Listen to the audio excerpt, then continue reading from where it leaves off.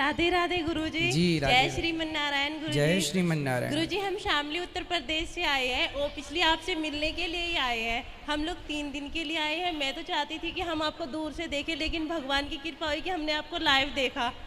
मैं आपको बार बार प्रणाम करती हूँ गुरुजी और कहती हूँ कि आप बस हमारे ऊपर आशीर्वाद बनाए रखना। वैसे भगवान की बहुत कृपा है हमारे ऊपर।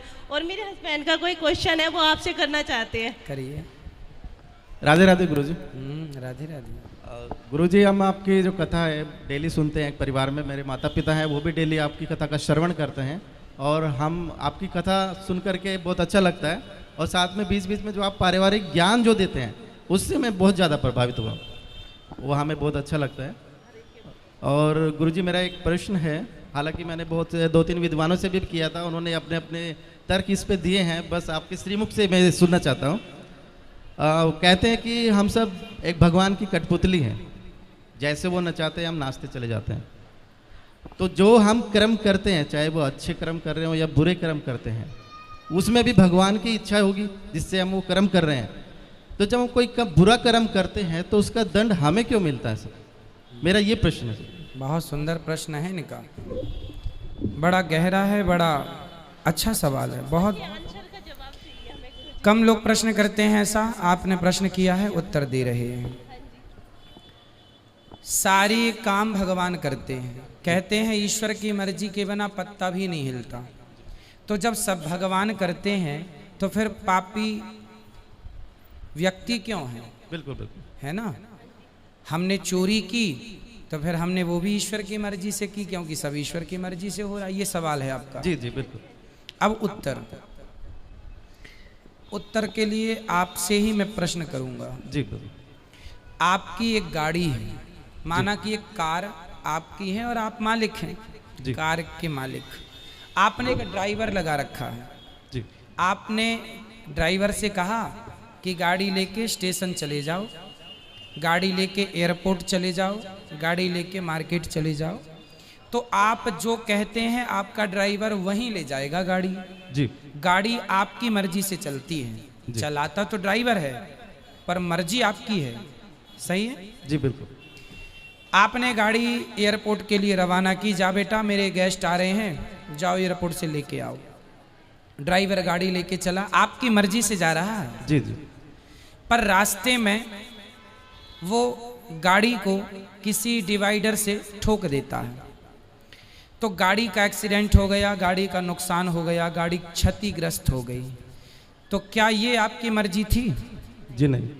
आपकी मर्जी थी कि गाड़ी एयरपोर्ट जाए, पर गाड़ी का एक्सीडेंट हो गया, गाड़ी गड्ढे में गिर गई। ये आपकी मर्जी नहीं थी, ये मर्जी नहीं थी, ये गलती थी। किसकी? आपकी नहीं, ड्राइवर की। हाँ या ना? जी। ड्राइवर के पास दोनों थे, एक्सीलेटर भी था और ब्रेक भी था। क्यों नहीं हिसाब से गाड़ी चलाया? क्यों डिवाइडर पर ठोक दिया? आपकी गाड़ी आपकी मर्जी से चलती है, पर जब उसका नुकसान होता है तो वो आपकी मर्जी नहीं होती है ना, वो लापरवाही होती है। उसी प्रकार ये संसार भगवान की ओर से चल रहा है, मालिक भगवान है, हम लोग केवल ड्राइवर हैं। हमारे पास ईश्वर ने विवेक दे रखा है। आपको पता है कि आपको गुलाब की सैया पर तो सोना है। आप कहीं गुलाब होंगे तो आप जाके उस गुलाब के ऊपर बैठ भी सकते हैं, खड़े भी, पर कांटों का ढेर होगा तो आप नहीं खड़े होंगे। आपको पता है कि ये गुलाब है, ये कांटा है, आपको समझ है कि सही है, ये गलत है। जब आपको समझ है तो आपने अपनी समझदारी से अपने मन को रोका क्यों नहीं गलत काम से? ईश्वर की मर्जी से संसार चल रहा है। आप और हम सबकी मर्जी में ईश्वर की मर्जी है, पर हम जो गलत निर्णय लेते हैं उसके लिए ईश्वर ने हमें स्वतंत्र, गाड़ी आपकी है, मालिक आप हैं, लेकिन ब्रेक एक्सीलेटर आपने ड्राइवर को सौंप रखा, भाई जहां जरूरत पड़े दबाते रहना। उसी प्रकार ईश्वर ने भी हमें बुद्धि देके स्वतंत्र कर दिया है कि जहां जरूरत पड़े वहां अपने हित में अहित में सोच लेना।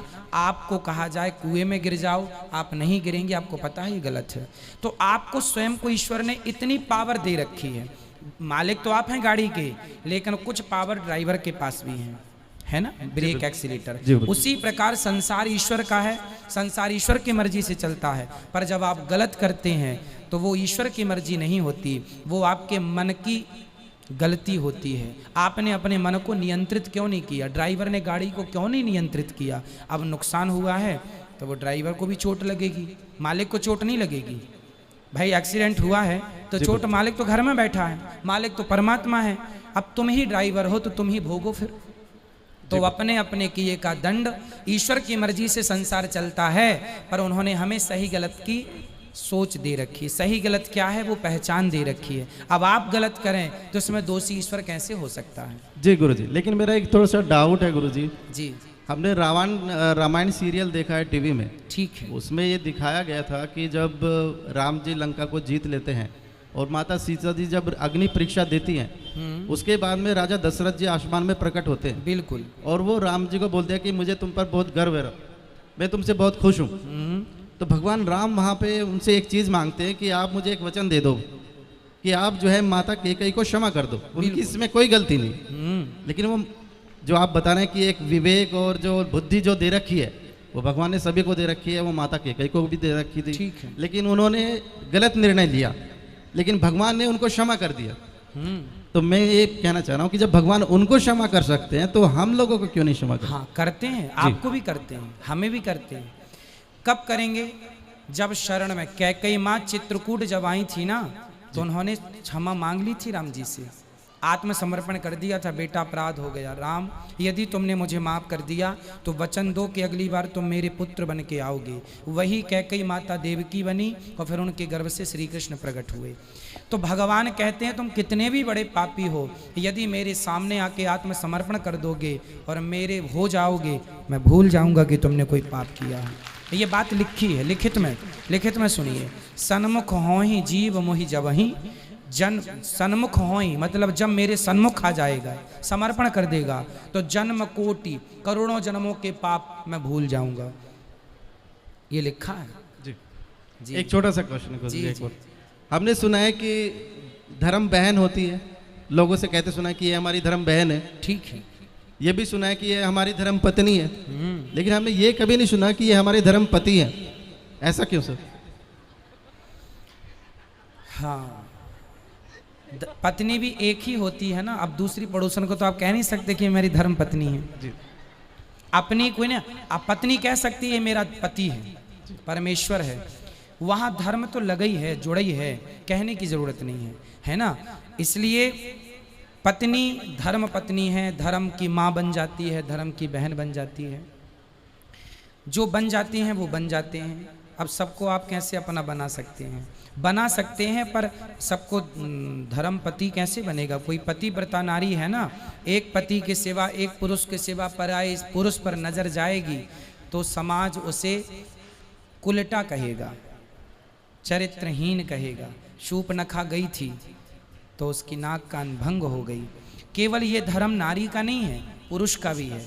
नारी का धर्म है कि वो अपने पति को ही परमेश्वर माने, और पुरुष का धर्म है अपनी पत्नी के सिवा पराई नारी को माँ, बहन और बेटी के रूप में ही देखे।